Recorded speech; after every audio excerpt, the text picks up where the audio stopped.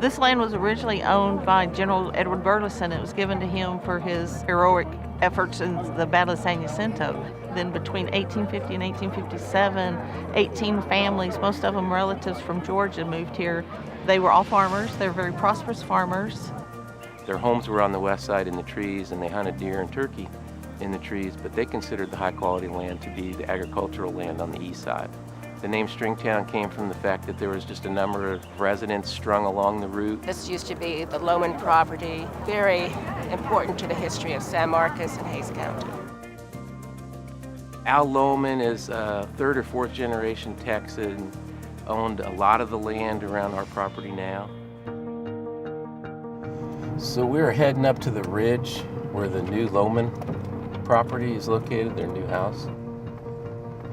But you can see those views, the type of views that they have. My husband's father bought the property in 1944 from the Will Johnson family. It was a Johnson family home down on Hunter Road. So it was a long-time San Marcos family. My father-in-law ranched and farmed, and this property went all the way on the other side of the mall. Hunter Road was a portion of the Camino Real that went from Austin to San Antonio. It was a stagecoach route. Growing up on the property was really quite fun. We went foraging for bottles and nails, a lot of square head nails, because it was on, I guess, the stagecoach stop. And so they'd drink whatever was in the bottle and toss it out.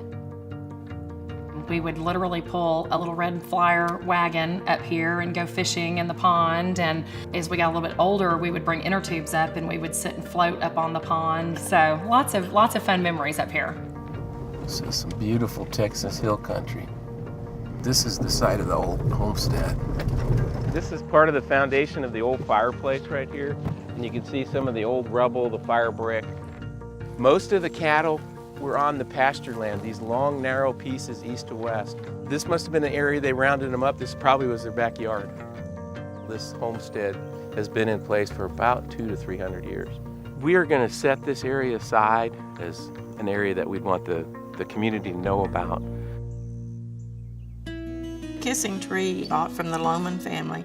They bought from Margie Reed. Margie Reed is another landowner that leased back her home on site. It's an old ranch house, I believe was put in the 1930s.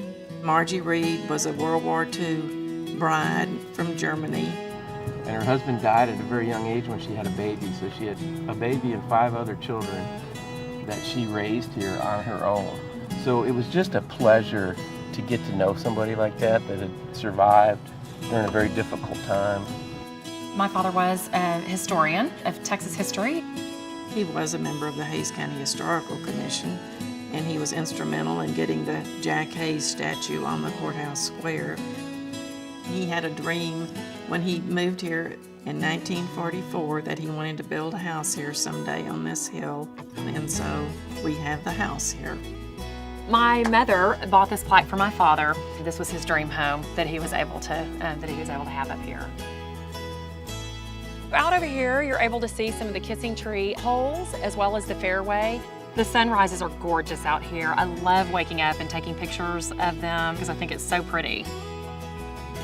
I can remember feeling like we were so far out here. Yeah. We sold to Brookfield. We sold to them in 2007. I'd like it to be a really nice community where, people are very neighborly, and it's definitely grown. This was the best thing he could envision for the property.